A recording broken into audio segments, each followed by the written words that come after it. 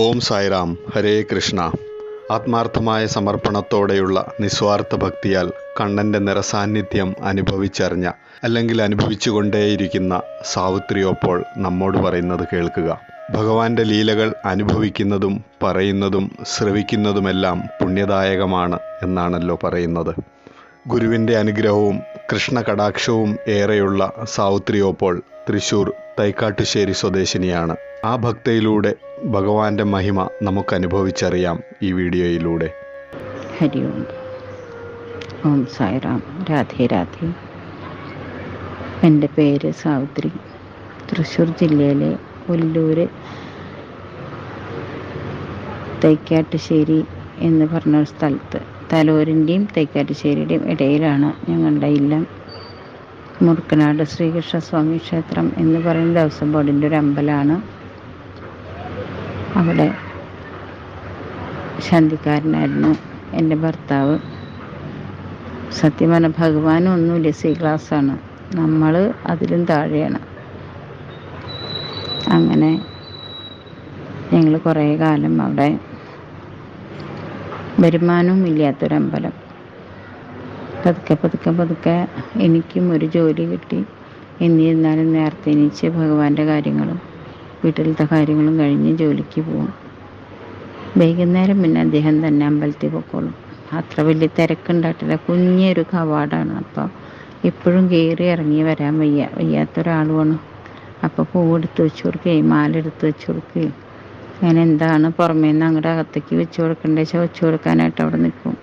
അപ്പം ആ കുളിപ്പിക്കുന്നതൊക്കെ എനിക്കും കാണാമല്ലോ. കുളിപ്പിക്കും, ശംഖാഭിഷേകം, മന്ത്രം ചൊല്ലും, സഹസ്രനാമം ചൊല്ലും, രണ്ടാളും കൂടി. അങ്ങനെ അനവധി കാലം ഭഗവാനോട് കൂടി. പിന്നെ ഭഗവാൻ നമ്മുടെ ഒരു ഉണ്ണിയായി. അങ്ങനെ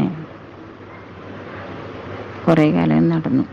അപ്പോൾ തെക്കാട്ട് മൂസിൻ്റെ അവിടെ ജോലിയുള്ള ഡോക്ടേഴ്സ് ഉണ്ട്. ഒരു അനിൽ കൈമളും ജയലക്ഷ്മി ഡോക്ടർ പറഞ്ഞിട്ട്. അവർക്ക് കുട്ടികളില്ല. അന്നതുപോലെ അവരെ ആരോ പറഞ്ഞിട്ട് എന്നെ അവർക്ക് മനസ്സിലായി. അനവധി ആൾക്കാർക്ക് അവിടെ വന്ന അനുഭവങ്ങളുണ്ട്. അമ്പലം ചെറുതായാലും ഭഗവാൻ എൻ്റെ ഉള്ളിലത്തെ നല്ല മിടുക്കനാണ്. അപ്പു എന്നാണ് ഞാൻ വിളിക്കുക. സ്നേഹം കൂടുമ്പോൾ അപ്പു ഒന്ന് നീട്ടി വിളിച്ചാൽ അപ്പു എവിടെയെങ്കിലും ഏതെങ്കിലും രൂപത്തിൽ എനിക്ക് അനുഭവപ്പെടാറുണ്ട്. പൂവായിട്ടോ പൂമ്പാറ്റയായിട്ടോ എന്തെങ്കിലും ആയിട്ട് എല്ലാ പണിക്കും വരും. അങ്ങനെയൊക്കെയാണ്. അങ്ങനെ അപ്പു ഈ ഡോക്ടർക്ക് കുട്ടികളില്ല, എല്ലായിടത്തും പോയി ചികിത്സിച്ചു. എല്ലാവരും കൈയൊഴിഞ്ഞു. 2 പേരും ഡോക്ടർമാരാണ്. അതും മുസിൻ്റെ ഇല്ലത്തെ വേദിശാലയിൽ കേട്ടോ. അപ്പോൾ വഴിപാടുകളും കുറേയൊക്കെ നടത്തി ഒന്നും. അപ്പോൾ ആരോ പറഞ്ഞു, എന്നെ എല്ലാവരും ഓപ്പോളെന്ന് വിളിക്കാം, ഞങ്ങളുടെ ഓപ്പോളെ പോയി കാണൂ എന്ന് പറഞ്ഞു ഉത്തരാരോ. അങ്ങനെ ഡോക്ടറെ കാണാനിടയായി. ഡോക്ടർ എന്നെ കണ്ടിട്ട് ഇല്ലത്തേക്കാണ് വന്ന ദിവസം പറഞ്ഞു, ഡോക്ടർ ഞാൻ പറയാം, അമ്പലത്തിലേക്ക് വരാറാകുമ്പോൾ ഞാൻ പറയാം, ഡോക്ടർക്ക് ജാതകത്തിൽ കുട്ടികളില്ല. ജാതകത്തിൽ ഞങ്ങൾ കുറേ നോക്കി, ജാതകത്തിൽ കുട്ടികളുണ്ടാവും, പക്ഷേ ചികിത്സ മുഴുവൻ കഴിഞ്ഞു, ഇനി ഞങ്ങൾക്ക് ചികിത്സിക്കാനൊന്നുമില്ല. അപ്പോൾ നോക്കട്ടെ, എന്തായാലും ഭഗവാൻ എന്താ തീരുമാനിക്കണം നോക്കട്ടെ. പിറ്റേ ദിവസം അഭിഷേകം ചെയ്യുമ്പോൾ അപ്പോൾ ഇങ്ങനെ ഒരു കാര്യം വന്നിട്ടുണ്ട്. ആരൊക്കെയോ പറഞ്ഞിട്ട് അമ്മയുടെ മുമ്പിലേക്ക് എത്തിപ്പെട്ടതാണ്. അമ്മ എന്താ പറയണ്ടേ എന്ന് ചോദിച്ചപ്പോൾ അമ്മ വരാൻ പറഞ്ഞോളൂ എന്നാണ് ഉള്ളിൽ നിന്ന് വന്നത്. അപ്പോൾ എപ്പോഴാണ് വരാൻ പറയണ്ടേ? അപ്പം എനിക്ക് തോന്നി കുറച്ച് ദിവസം കഴിഞ്ഞിട്ട് മതി, നീ ജപിക്കുക. ഒരു 336 ഒരു സന്താന ഗോപാലം മന്ത്രം കൊണ്ടും പിന്നെ ഈ ജപങ്ങൾ കുറേ സഹസ്രനാമം ചൊല്ലും, കുറേ ഭാഗ്യസൂക്തം പുരുഷസൂക്തമൊക്കെ ചൊല്ലും. അപ്പം അതൊക്കെ കേട്ടോട്ടെ എന്നൊരു തോന്നലുള്ളിൽ നിന്ന് വന്നു. അങ്ങനെ കുറച്ച് നെയ്യ് ജപിക്കാൻ ഏട്ടനെ ഏൽപ്പിച്ചു. ഇത് ദർഭയിട്ട് ജപിക്കൂ കേട്ടോ. സന്താന ഗോപാലം ഇത്തിരി അധികം വേണം. ഒരു 336 ഒരു എത്തണം. അതെത്തുമ്പോൾ എണ്ണി വയ്ക്കണം. 336 എന്ന് എത്തണമെന്ന് വെച്ചാൽ അന്ന് എന്നോട് പറയണം. അത് ഒരു ദിവസം കൊണ്ടൊന്നും വേണമെന്നൊന്നും പറഞ്ഞില്ല. ബാക്കി കുറേ നാമങ്ങളുണ്ട് ചൊല്ലി.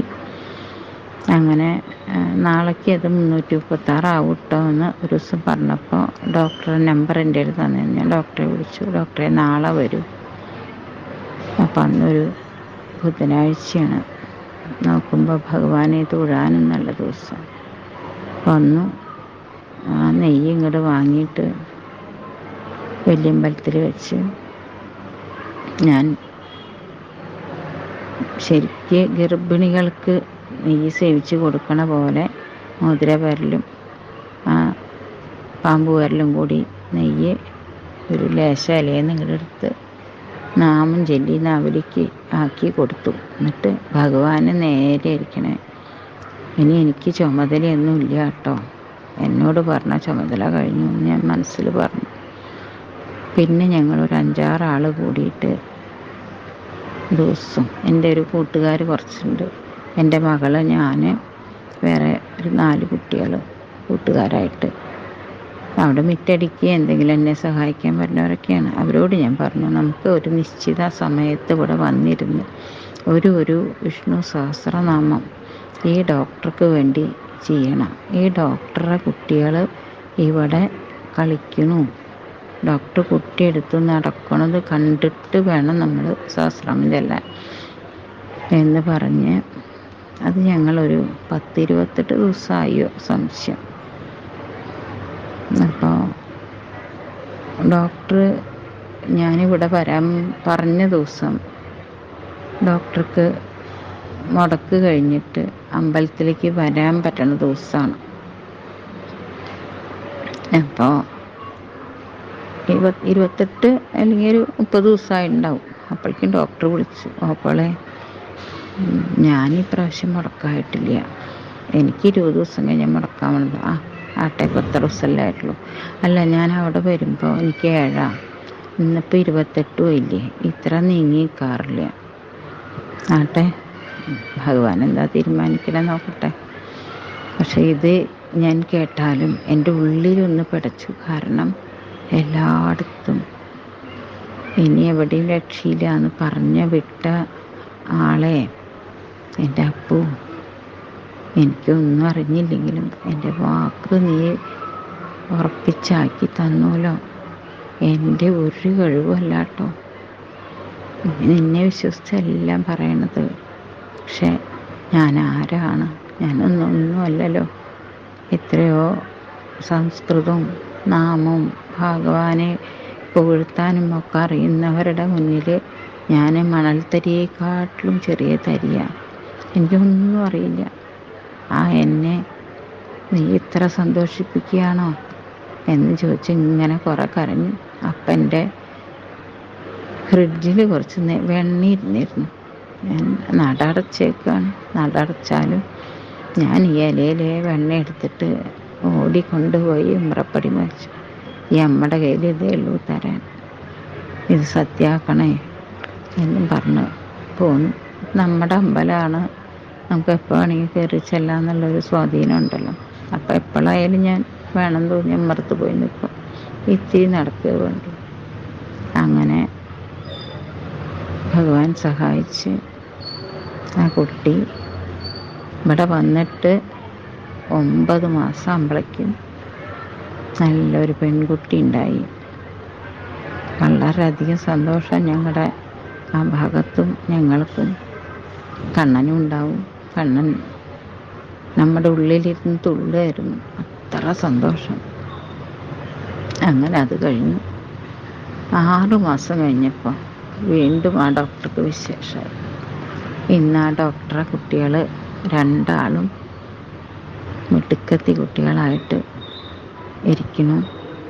ഈ മുറ്റത്ത് ഇങ്ങനെ ഓടി കളിക്കണം. ഞാൻ ഡോക്ടറോട് പറയും, ഇടയ്ക്ക് ഈ അമ്പലം മുറ്റത്ത് കുട്ടികളെ കൊണ്ടുവന്ന് ഓടി കളിപ്പിക്കണേ, കണ്ണൻ്റെ രാധയാണ് 2 പേരും എന്ന് പറഞ്ഞ് അങ്ങനെ അനവധി ആൾക്കാർക്ക് കുട്ടികളുണ്ടായിട്ടുണ്ട്. ഇത് ഇത്തിരി അത്ഭുതമായിട്ട് തോന്നിയിട്ടുള്ളതാണ്. ജോലിയായാലും കുട്ടികളായാലും വേറെ എന്ത് സങ്കടമായാലും വീട്ടിലത്തെ സങ്കടമായാലും അങ്ങനെ സഹിക്കാൻ പറ്റാത്തതേ ഞാൻ അപ്പനോട് ചോദിക്കാറുള്ളൂ. അത്രയും അവർ കരഞ്ഞ് എന്നെ വിശ്വസിച്ച് വന്ന് ഞാൻ ഇനി ഇവിടുന്ന് പറയാണ്ട് പോവില്ല, ഞാൻ ഓപ്പോള് പറയണം മറുപടി എന്ന് പറഞ്ഞവർക്ക് ഞാൻ ഭഗവാന്റെ അടുത്തുനിന്ന് എന്നാലായത് ചോദിച്ച് വാങ്ങി കൊടുക്കാറുണ്ട്. എൻ്റെ കഴിവല്ല, വീണ്ടും പറയണു, അത് എന്നെ ഒരു നിമിത്തമാക്കണു, അത്രേ ഉള്ളൂ. ഹരേ കൃഷ്ണ. ഈ സന്താന ഗോപാലം 336 എന്നുള്ളത് എനിക്ക് ഭഗവാൻ നേരിട്ട് ഒരു അശരീരി പോലെ കേൾപ്പിച്ചു തന്നാണ്. ഞാൻ ആ ഡോക്ടർ വന്നപ്പോൾ എന്ത് ചെയ്യണം എന്ന് ഞാൻ ചോദിച്ചപ്പോൾ ഒരു മയക്കത്തിൽ നിന്ന് കേട്ടൊരു ശബ്ദമാണ്, എത്ര ഒരു ചെല്ലണമാവോ എന്നൊക്കെ ചിന്തിച്ചിട്ട് ഞാൻ ഇങ്ങനെ കിടക്കുകയാണ്.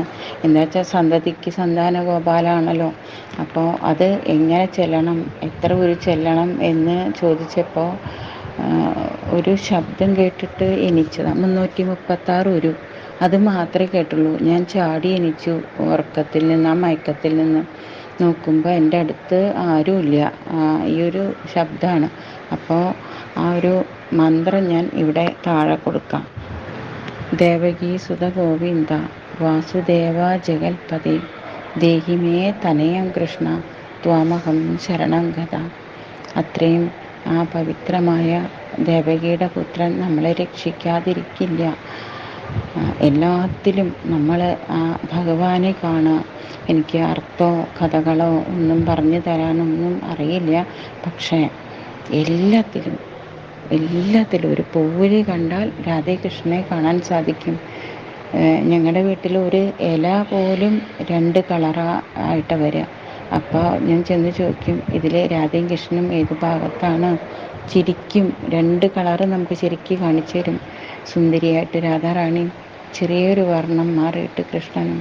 അത്ഭുതമാണ്. നമ്മളൊക്കെ ശ്രമിച്ചാൽ സാധിക്കും, എല്ലാവർക്കും കിട്ടും അത് ഉറപ്പാണ്. ഞാൻ എൻ്റെ അടുത്ത് വന്നവർക്കൊക്കെ ആ ഒരു സ്നേഹം പറഞ്ഞ് അവർക്കൊക്കെ കൃഷ്ണാനുഭവം വരാറാക്കി കൊടുക്കാറുണ്ട്. എൻ്റെ കഴിവല്ല, ഭഗവാനിൽ ഒട്ടുക. നമ്മൾ അമ്പലത്തിൽ വന്നാലും ആരോടായാലും 1 രൂപ പോലും നടക്കി വയ്ക്കണ്ട. നിങ്ങൾക്ക് ഒരു സഹസ്രനാമം കേൾക്കാൻ സമയമുണ്ടോ? കാരണം ഞങ്ങൾ ഒരു പുഷ്പാഞ്ജലിയേ ചെയ്യുള്ളൂ. ഭഗവാനും നിങ്ങളും കൂടിയിട്ടാണ് അടുക്കണ്ടേ. നിങ്ങൾക്ക് എന്താ പറയാനുള്ളത് വെച്ചാൽ ഭഗവാനോട് പറയും.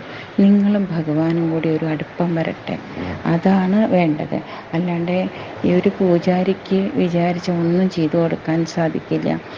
അവിടെ ഇരുന്ന് സമാധാനമായിട്ട് പ്രദക്ഷിണം വെച്ച് ആ ശ്വാസമൊക്കെ ഒന്ന് ശരിക്ക് വിട്ടതിന് ശേഷം ഭഗവാനോടുകൂടെ ലയിച്ചിരിക്കുക.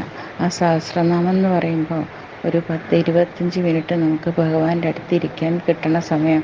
എല്ലാം മറന്ന് ആ ഭഗവാന്റെ മുഖത്തേക്ക് നോക്കി ഇങ്ങനെ ഇരുന്നാൽ നമ്മൾക്ക് വേണ്ടത് എന്തോ ആ ഭഗവാൻ തരും. അതെനിക്ക് എൻ്റെ കൂട്ടുകാർക്കും എന്നെ ചുറ്റിപ്പറ്റി നിന്നവർക്കൊക്കെ അനുഭവത്തിലാക്കി കൊടുത്തതാണ്. നമുക്ക് എല്ലാവർക്കും അത് കിട്ടും. ഓം സായിറാം. രാധേ കൃഷ്ണ.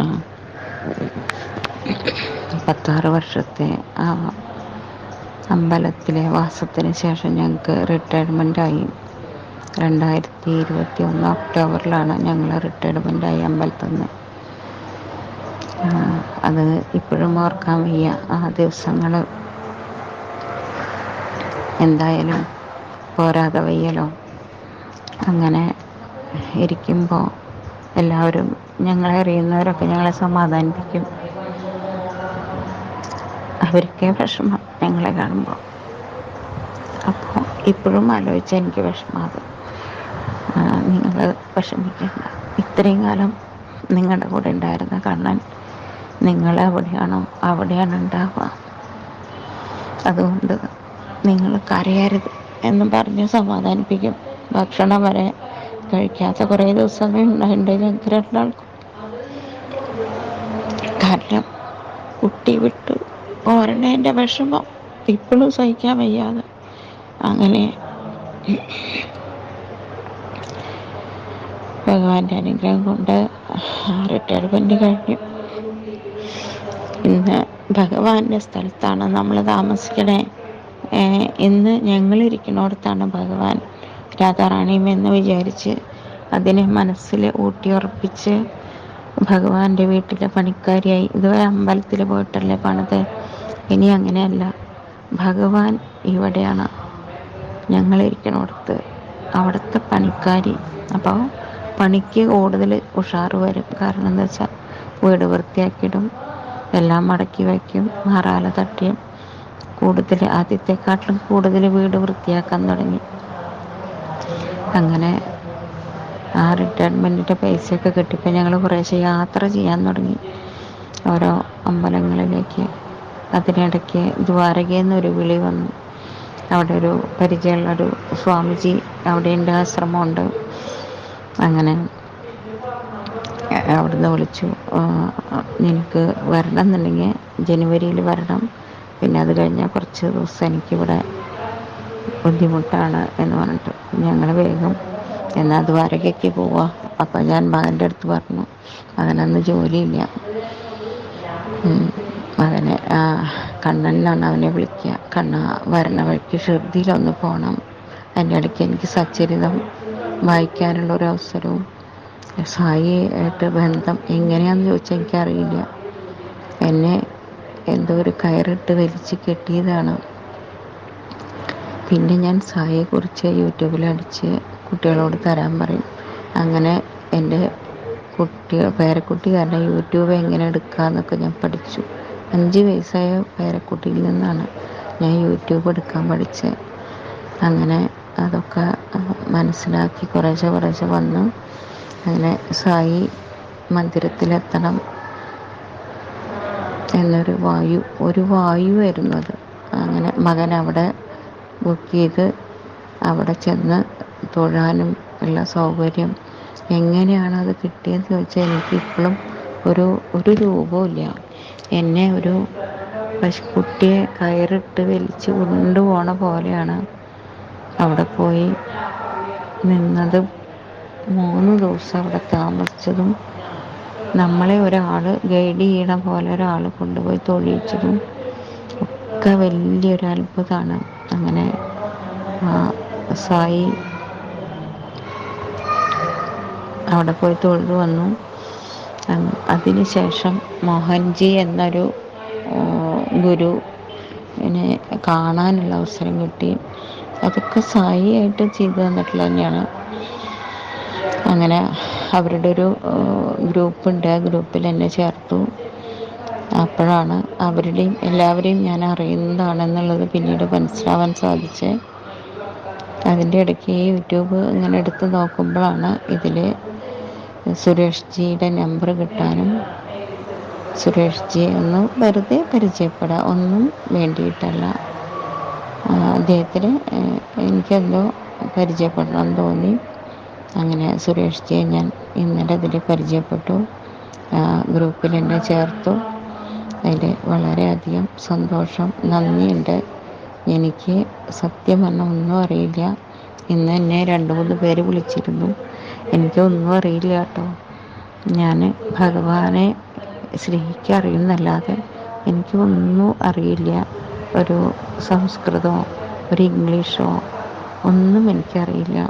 ഭഗവാനെ ആത്മാർത്ഥമായിട്ട് രാധേ കൃഷ്ണ എന്ന് പറയാറിയാം, ഇപ്പോൾ സായിറാം എന്നും പറയാറിയാം. ഇതല്ലാതെ എനിക്കൊന്നും പറയാറില്ല. ബാബ എങ്ങനെ എന്നെ ബാബയിലേക്ക് അടുപ്പിച്ചു എന്ന് എനിക്കൊരു നിശ്ചയമില്ല. ഒരു സുപ്രഭാതത്തിൽ എനിക്ക് തോന്നിയതാണ് സച്ചരിതം വായിക്കണം എന്ന്. സച്ചരിതം എന്ന് പറയാൻ കൂടി എനിക്കറിയില്ല. അതെങ്ങനെ വായിൽ വന്ന് മനസ്സിൽ വന്നു എന്ന് എനിക്കറിയില്ല. എന്നെ ബാബയ്ക്ക് നേരാക്കണമെന്ന് തോന്നിയിട്ടുണ്ടാവും. എൻ്റെ ദുരിതങ്ങളോ എത്രയോ ജന്മജന്മാന്തരത്തെ കഷ്ടപ്പാടോ നീക്കണമെന്ന് അദ്ദേഹത്തിന് തോന്നിയിട്ടുണ്ടാവും. അങ്ങനെ അദ്ദേഹം എന്നെ കയറിട്ട് പിടിച്ച് വലിച്ചു കൊണ്ടുപോയതാണ്. 3 ദിവസം അവിടെ താമസിച്ച് എന്നും ഈ 2 ദിവസം ദർശനം തന്ന് എന്നെ അനുഗ്രഹിച്ചു വിട്ടു. ഇപ്പോൾ ഒരു നിമിഷം പോലും ബാബ ഇല്ലാത്തതില്ല. പക്ഷെ എനിക്ക് സ്വപ്നത്തിലെങ്കിലും വരണം എന്ന് വിചാരിച്ചിട്ടും ഇതുവരെ വന്നിട്ടില്ല. ആ ഒരു വിഷമോ സങ്കടമോ പരിഭവമോ അതൊക്കെ ഉണ്ട് എനിക്ക്. പക്ഷേ ബാബ നല്ലോണം അനുഗ്രഹിക്കുന്നുണ്ട് എന്നുള്ളത് സത്യമാണ്. ഓം സായിറാം. രാധേ കൃഷ്ണ.